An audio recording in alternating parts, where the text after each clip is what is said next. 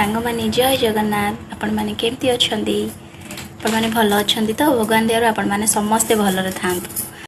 तो सांग माने मु आज आपण पई फोन गोटे नुआ रेसिपी आनी ची। तो दही मंजा करवा आपण माने मंजा विभिन्न प्रकार आपण घरे करी खाइतबे फिर भी दही मंजा भी करके खाइतबे मु जानिनी सायद मो हिसाब रे मु दही मंजा आपण मान को करके देखे। तो मु 4 खंड मंजा नेची आउ 4-5टा सारू नेची का मिसेकी आमे करबा मंजा दही। तो देखंतु ए मंजा कटा हेची तादरे लूण हळदी पक्का हेची एटा पूरा भलो से चकड़ा है कि ता कसा पानी बाहरिबो। देखंतु फ्रेंड मंजा को भलो भाबरे ताको चुपुड़ी की ता कसा पानी गाड़ी की अल्प किछि सारू काटी की रखी छी। देखंतु मंजा पई मो मसला नीची तो अबिका पंचुक ना अभी पंचुक कौन आमर तो कार्तिक मास बिना पियाज रसुण सब होटा भी मुझे बिना पियाज रसुण करी कि धनिया नहीं कि सोरिष 2 चामच जीरा 3टा पाचिला लंका कंचा जो पाचिला लंका आउ टिकेनाक अदा आपको मिसेकी बाटिदेवा। दहीटा आम नबा ना तो से छोट बिलाती गोटे नहीं मिक्स कर बाटिदेवा।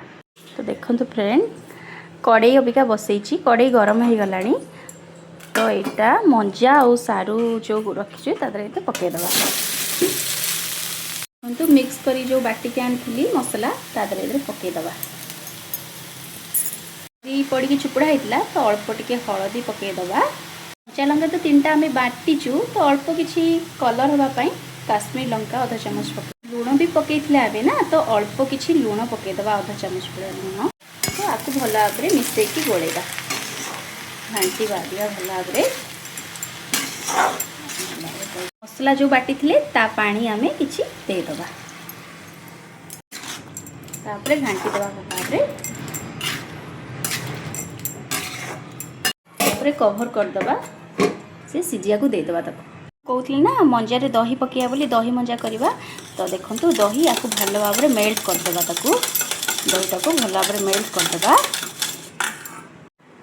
अल्प किछि पानी देकी भल भाव में मेल्ट कर दबा।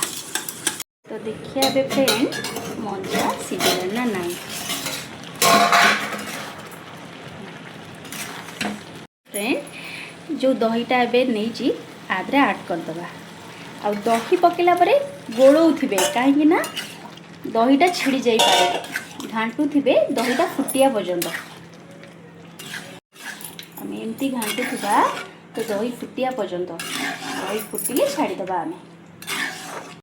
तो देखंतु तो दही पकईथि एटा फुटी आसलानी एटा फुटिले माने आउ दही छिड़ीबनी एबे आमे कोन करिया टिके कवर देकी आउ 2-3 मिनिट पई फुटै दबा। देखंतु एबे भल भाव में सिझी गला आ दही भी आदरे भल भाव में मिसी गलानी। तो एबे आमे ताकू गोटे जगह को काढ़ी दबा। कड़े ताती गलानी अल्प तेल दे दबा एबे तो तापाई नेछि किछि भूसम पत्र 3टा सुखला लंका 1 चामच फुटण 1/2 चामच जीरा तेल ताती गलानी बे पकई दबा लंका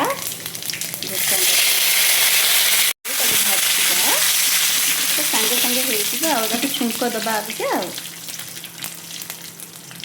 तो ऑलरेडी छुंक दबा मसला हो गला एबे ताकू पकईदबा पकईके कवर कर दबा। तो अबे कवर खोलिकी देखिबा तो देखंतु देखंतु हो गला हमर मंजा दही राही आ एटा तो बिना प्याज रसुण मु करिछि आकु तो पियाज रसुण कले आउरी टेस्ट लागिबो तो मु बिना पियाज रसुण करिकि आपण मानकु देखैली आपण मानकु जदि भलो लागुथबो ताहले आपण माने निहाती आपण घरे करिकि खाइके टेस्ट करिकि मते निहाती जणैबे कमेंट द्वारा केमिति लागु। चटपटा टेस्ट करिया पाई तो अल्प 1/2 चामच भलिया चीनी आदरे पकई दबा तो बहुत फ्लेवर आसी बहुत टेस्ट लागिबो।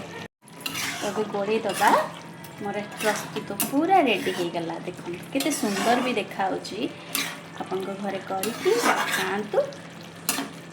तो मो वीडियो को लाइक सब्सक्राइब निहाती करेंगे आपण मानको जदि भल लागुथबो तो निहाती करेंगे। रहिली जय जगन्नाथ नेक्स्ट ब्लॉग रे आपण मानको संगे देखा हबो।